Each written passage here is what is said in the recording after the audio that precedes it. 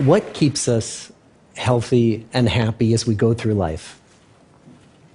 If you were going to invest now in your future best self, where would you put your time and your energy? There was a recent survey of millennials asking them what their most important life goals were. And over 80% said that a major life goal for them was to get rich. And another 50% of those same young adults said that another major life goal was to become famous. And we're constantly told to lean into work, to push harder and achieve more.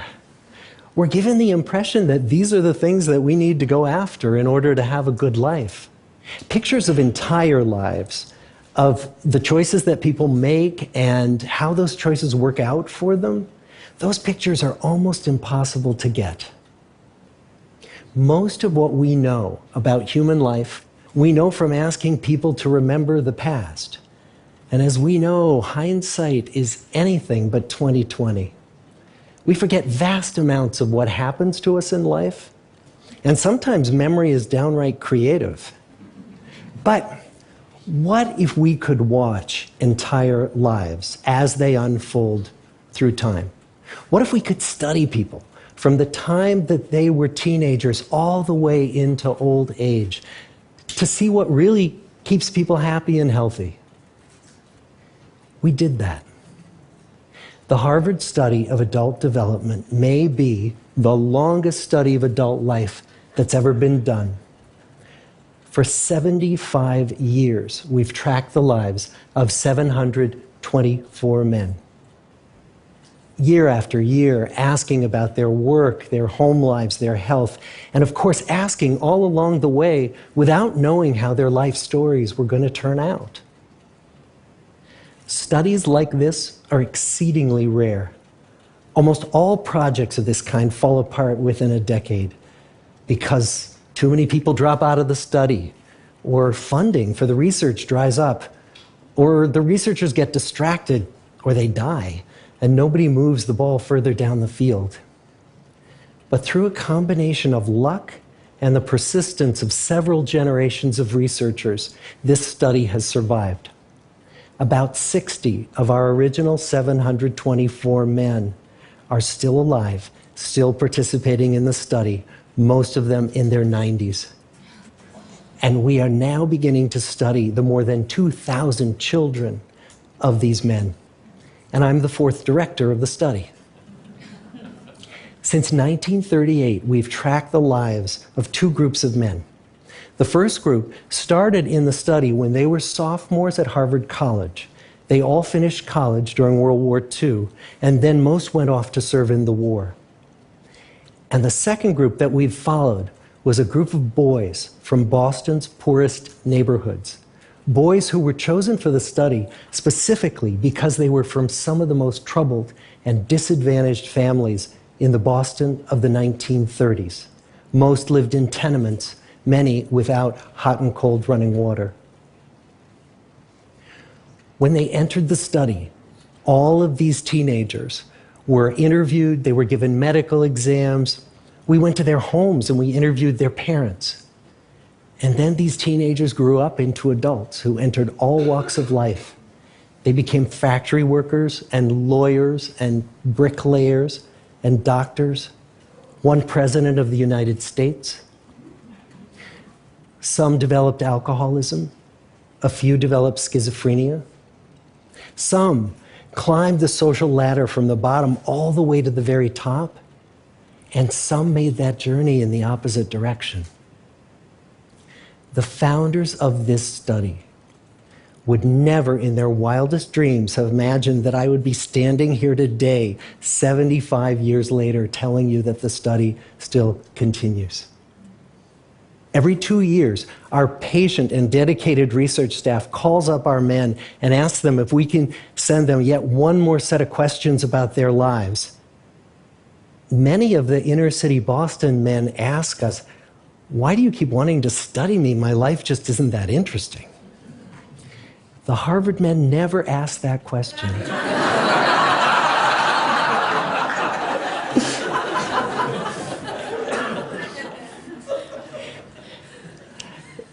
to get the clearest picture of these lives, we don't just send them questionnaires.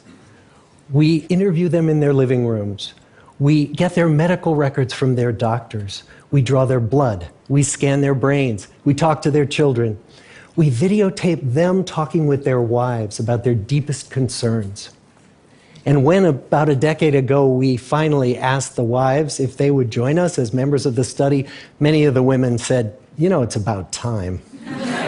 So what have we learned? What are the lessons that come from the tens of thousands of pages of information that we've generated on these lives? Well, the lessons aren't about wealth or fame or working harder and harder. The clearest message that we get from this 75-year study is this: good relationships keep us happier and healthier, period. We've learned 3 big lessons about relationships. The first is that social connections are really good for us and that loneliness kills. It turns out that people who are more socially connected to family, to friends, to community, are happier, they're physically healthier, and they live longer than people who are less well connected. And the experience of loneliness turns out to be toxic. People who are more isolated than they want to be from others find that they are less happy, their health declines earlier in midlife, their brain functioning declines sooner, and they live shorter lives than people who are not lonely. And the sad fact is that at any given time, more than 1 in 5 Americans will report that they're lonely. And we know that you can be lonely in a crowd and you can be lonely in a marriage. So the second big lesson that we learned is that it's not just the number of friends you have, and it's not whether or not you're in a committed relationship, but it's the quality of your close relationships that matters.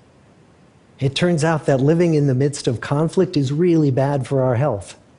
High conflict marriages, for example, without much affection, turn out to be very bad for our health, perhaps worse than getting divorced. And living in the midst of good, warm relationships is protective. Once we had followed our men all the way into their 80s, we wanted to look back at them at midlife and to see if we could predict who was going to grow into a happy, healthy octogenarian and who wasn't. And when we gathered together everything we knew about them at age 50, it wasn't their middle-aged cholesterol levels that predicted how they were going to grow old. It was how satisfied they were in their relationships. The people who were the most satisfied in their relationships at age 50 were the healthiest at age 80. And good, close relationships seem to buffer us from some of the slings and arrows of getting old.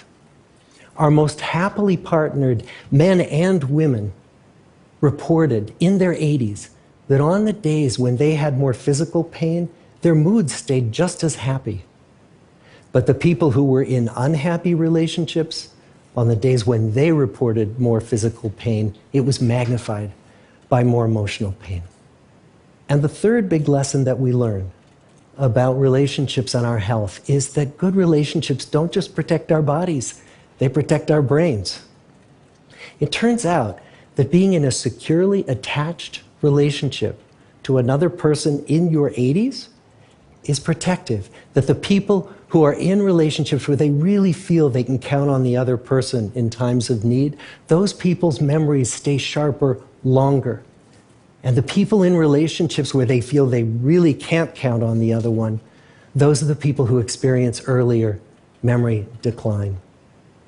And those good relationships, they don't have to be smooth all the time. Some of our octogenarian couples could bicker with each other day in and day out. But as long as they felt that they could really count on the other when the going got tough, those arguments didn't take a toll on their memories. So, this message that good, close relationships are good for our health and well-being, this is wisdom that's as old as the hills. Why is this so hard to get and so easy to ignore? Well, we're human. What we'd really like is a quick fix, something we can get that'll make our lives good and keep them that way. Relationships are messy and they're complicated, and the hard work of tending to family and friends, that's not sexy or glamorous. It's also lifelong. It never ends. The people in our 75-year study who were the happiest in retirement were the people who had actively worked to replace workmates with new playmates. Just like the millennials in that recent survey, many of our men, when they were starting out as young adults, really believed that fame and wealth and high achievement were what they needed to go after to have a good life. But over and over these 75 years, our study has shown that the people who fared the best were the people who leaned into relationships with family, with friends, with community. So what about you? Let's say you're 25, or you're 40, or you're 60. What might leaning into relationships even look like? Well, the possibilities are practically endless. It might be something as simple as replacing screen time with people time, or livening up a stale relationship by doing something new together, long walks or date nights, or reaching out to that family member who you haven't spoken to in years, because those all too common family feuds take a terrible toll on the people who hold the grudges. I'd like to close with a quote from Mark Twain. More than a century ago, he was looking back on his life, and he wrote this: "There isn't time, so brief is life, for bickerings, apologies, heartburnings, callings to account. There is only time for loving, and but an instant, so to speak, for that." The good life is built with good relationships. Thank you.